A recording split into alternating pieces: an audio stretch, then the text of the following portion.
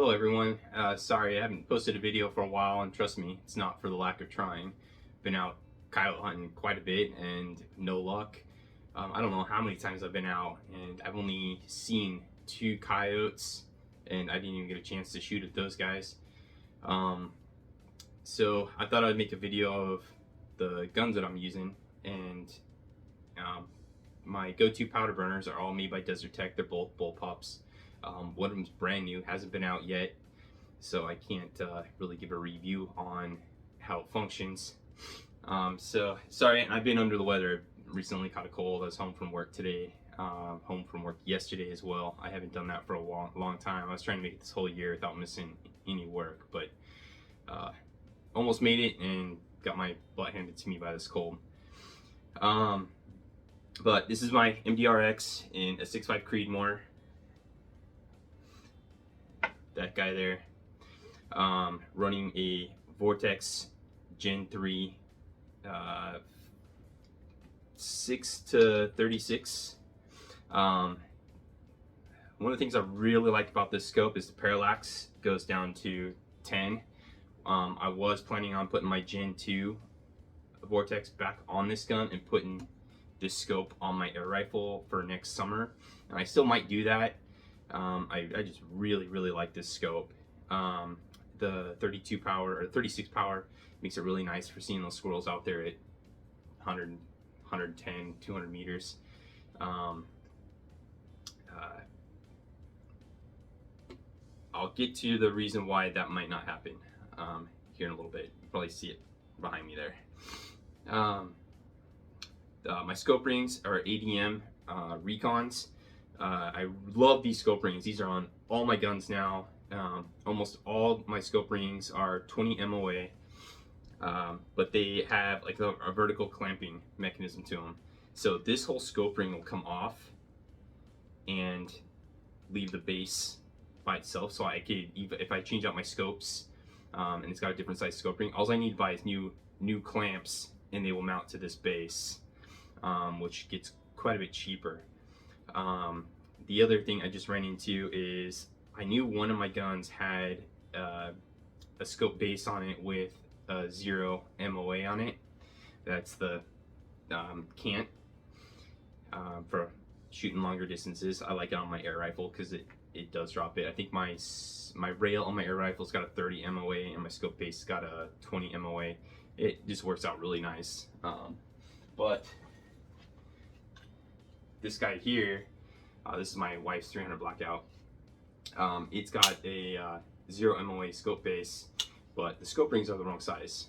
But I could take these scope ring clamps off, take this base off, and just swap the rings around and have a 0 MOA scope base for the 34mm clamps. So you can mix and match. You're not totally up a creek if something doesn't fit right. Probably find something out of all your scope pieces as long as they're all the same, and mine are. This gun gets no use either. I thought I'd use it for nighttime coyote hunting with subsonic ammunition, but nighttime coyote hunting, you really need to know your range to your coyote if you're using subsonic ammunition, because the bullet drops off so fast, and that's just really hard to do around here. So I opted for, this is not one of them, but I'm shooting some 6.5 Creedmoor Varmint Express. I think it's a 95 grain, shooting at 3,300 feet a second. This gun, as short as it is, one of the other reasons I brought this down is this has got a 20-inch barrel. This guy here has got a 16-inch barrel. With the silencer on, it's the same length as this guy. But I got the buttstock out all the way, which is where I would shoot it.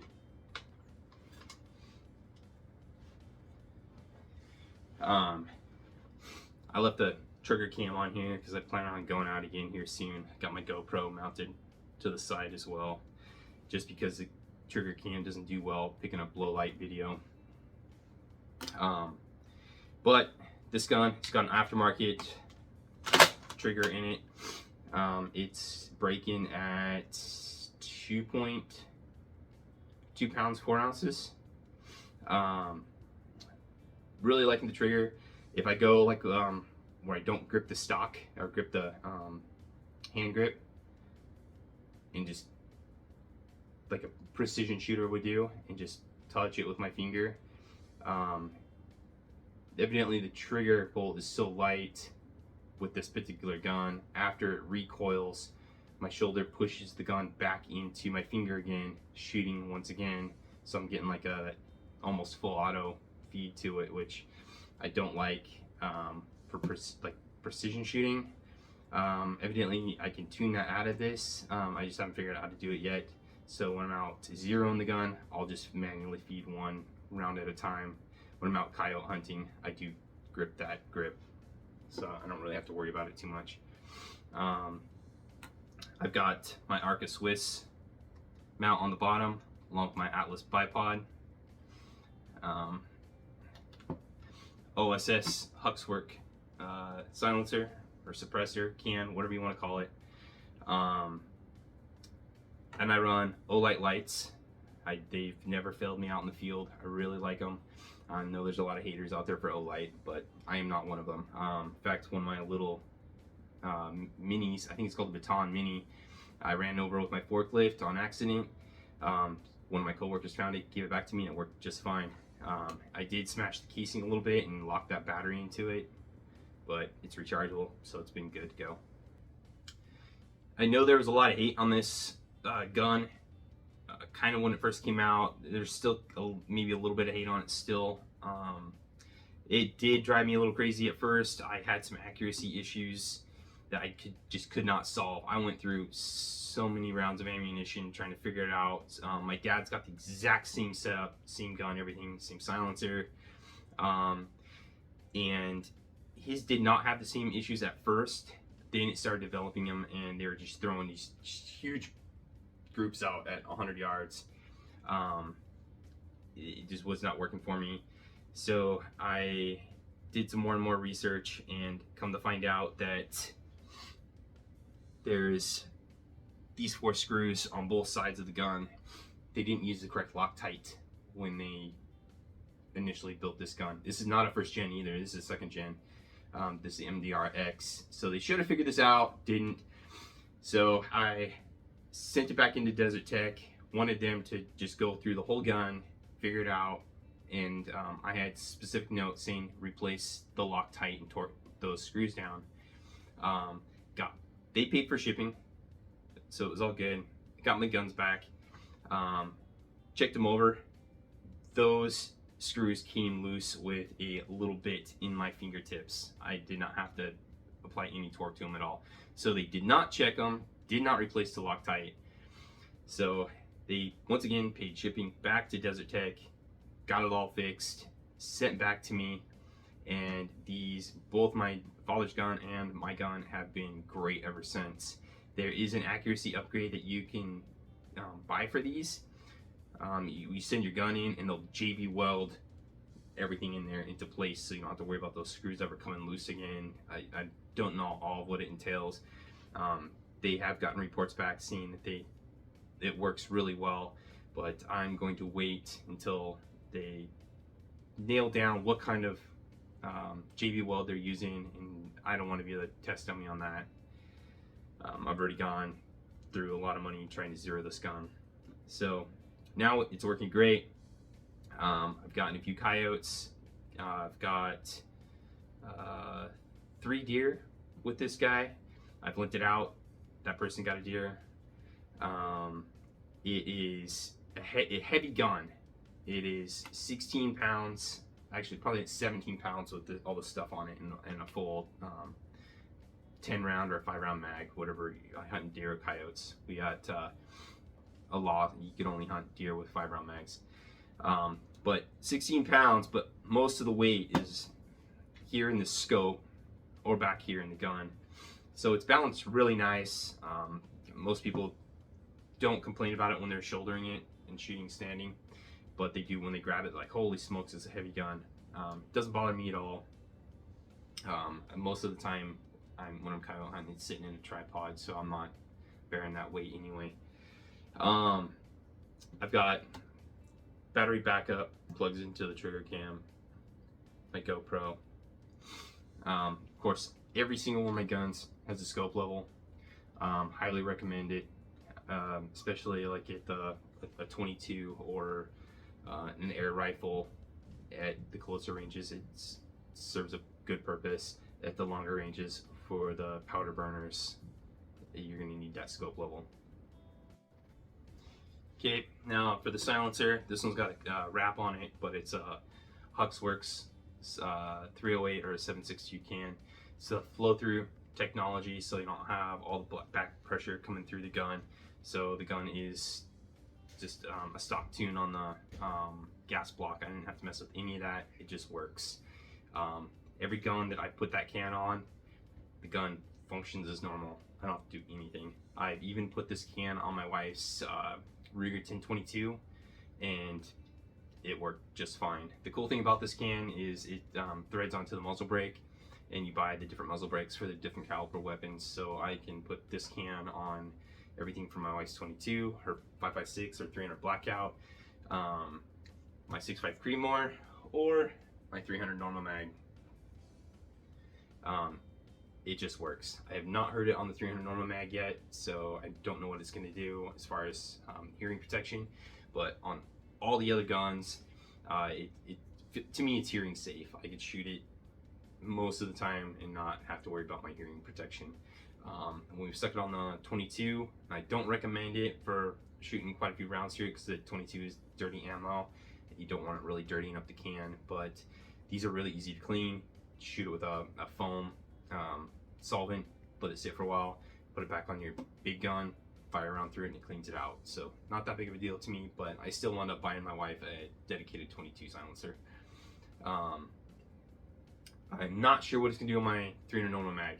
I'm hoping that it is hearing safe on that as well. That thing is pretty much strictly for elk hunting. I'm gonna give that a go here, hopefully in the next couple of years. If I don't draw my deer tag, I'll also put in for my elk, and hopefully I get one or the other. I don't really want to hunt both. It's just too much time for me. Okay, I'm gonna pull that down and go over. I'm gonna save the best for last. In fact, I don't even know if it's the best because I haven't used it yet, but I'm gonna go over one of my favorites. This is my Browning Buckmark 22 pistol. This was my first handgun I ever bought. My mom was with me. She actually bought it for me. I can't remember how old I was. I was pretty young. When we went into the gun shop, this is the one I really wanted. It's what the gun shop guy recommended, but there was a little pink one next to it. My mom was like, "Get that one. It's cute." And I'm like, "Dad, that's not why you buy guns, because it's cute."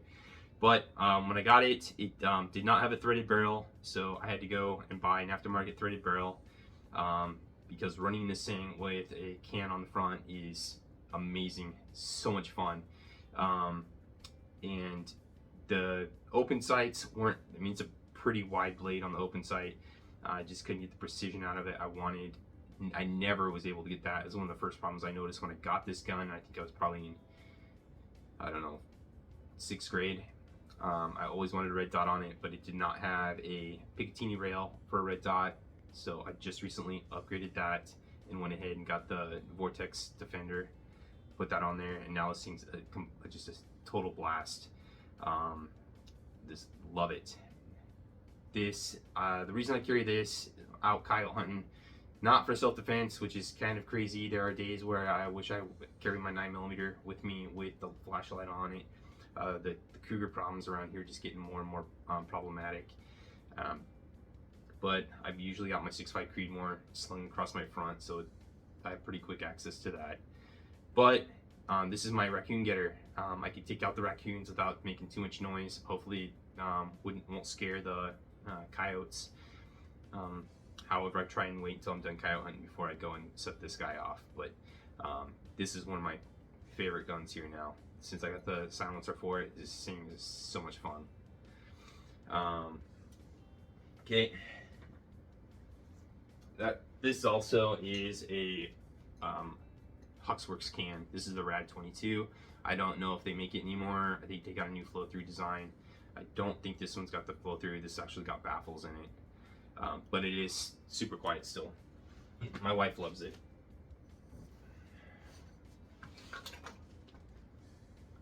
Okay, This is my brand new rifle. It's also a Desert Tech. I've had my ups and downs with them with the MDRX, but I'm a huge bullpup fan. I just want to continue to keep Desert Tech my business, and this gun here is got I think it's got a 1/2 inch MOA guarantee on it. If it's a 1 MOA gun, I'm happy with that. It's definitely going to shoot a lot better than I do. Currently has a Vortex Strike Eagle on it, just because I wanted to put something on here. This is probably going to come off and go on my air rifle. I'm not sure yet, but I shoot all my other guns way more than I'll ever shoot this one, so I'm not sure why I would have my top of the line scope on this gun, although it's a long range gun and you kind of want a nice scope for long range. I might swap them out during elk season, not sure yet. Once again, got a Atlas bipod. I think this is a PSR. I think they're all PSRs. This one's got the Arca Swiss adapter. This actually came off of my air rifle. I'm not sure. I want to put another Atlas bipod on here yet, but I'm not sure which one I want. It has the built-in Arca rail on the bottom of this gun. It's got the Arca lock actually, which is a little bit more secure. It has a little indents there. Also gonna run the Huxworks 7.62 can on that. Butter smooth. I haven't even used this thing yet, and it's just butter smooth. It is not the quietest though. So that elk hunting, that might quiet down after some use. I'm not sure. Got a fully adjustable trigger. I spent yesterday playing with that. I got it breaking at 2 pounds 6 ounces. I think it can go quite a bit lighter, but elk hunting it's cold out here. I'm gonna probably have gloves on. I don't want to accidentally set that trigger off because it's too light. I'll show you this scope clamp real quick now because this scope is not zeroed. That's all it takes.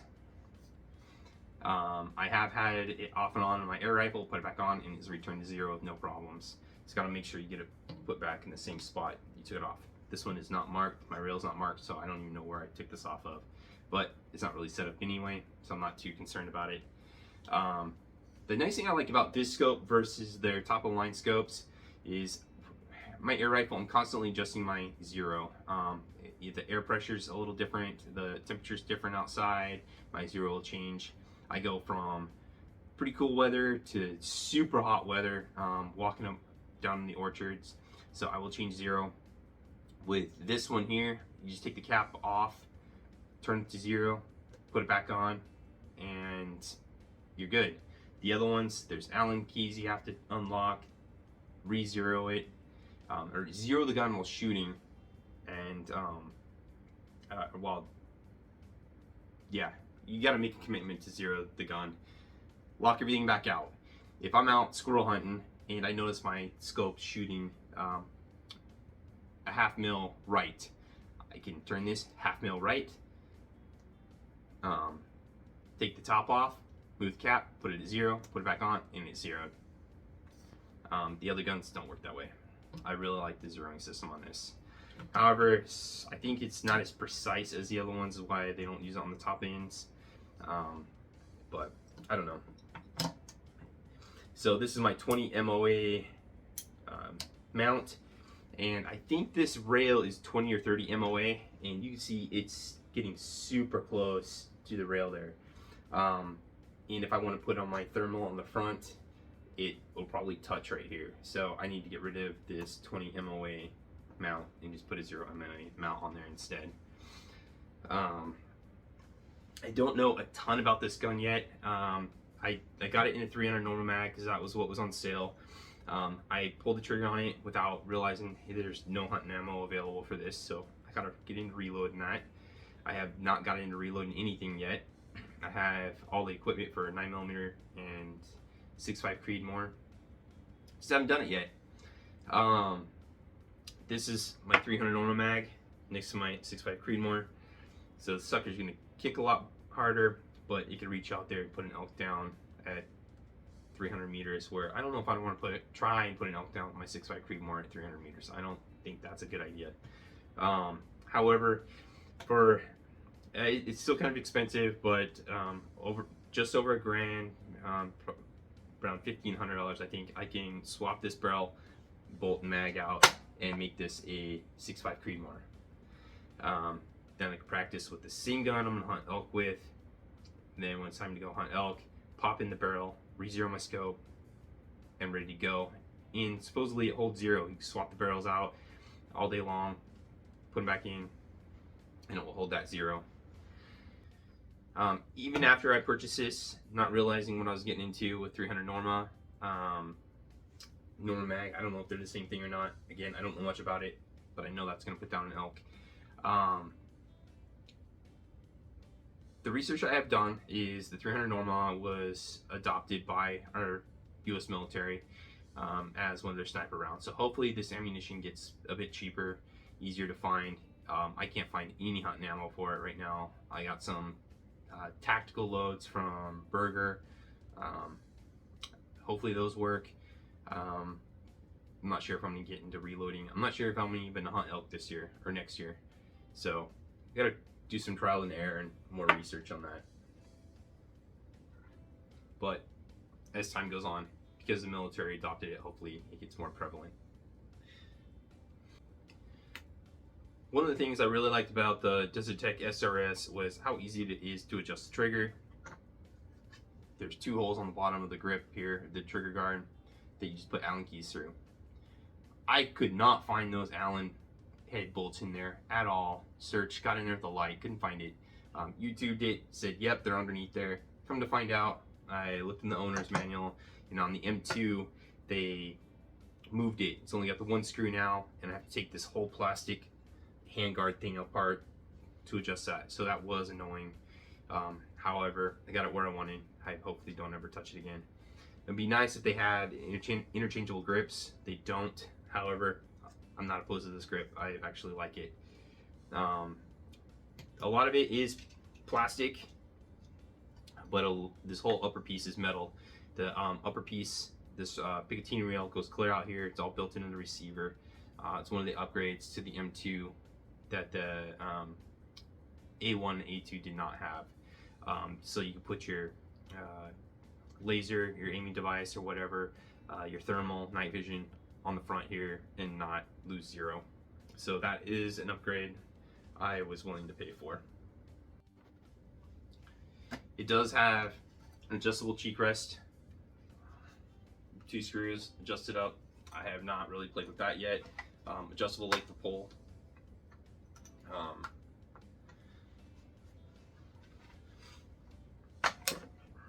You take out these little adapter plates, you can adjust it there.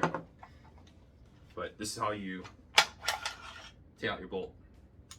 Super easy. Do all your cleaning, maintenance. Barrel comes out just as easy with 4 torque down Allen keys that they send you the torque wrench for, and a locking Allen key on this side. It should go in the same every time.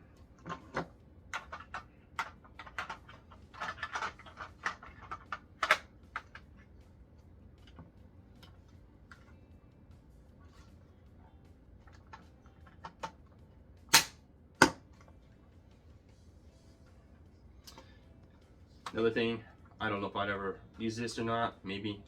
It's got the monopod on the back, and you got the fine-tune adjustment here. Evidently, a lot of people are liking it.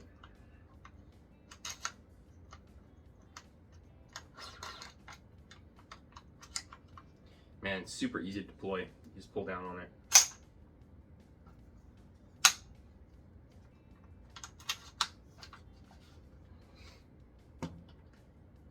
So, it's my new elk gun, I hope.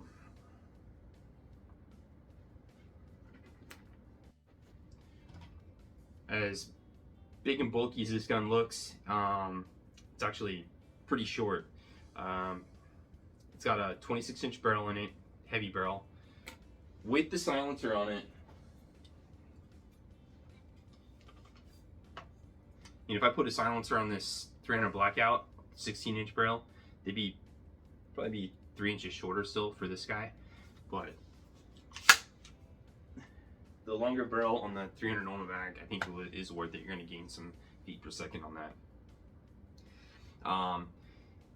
As it is, with this scope on top, bipod, silencer, it's weighing in at 16 pounds.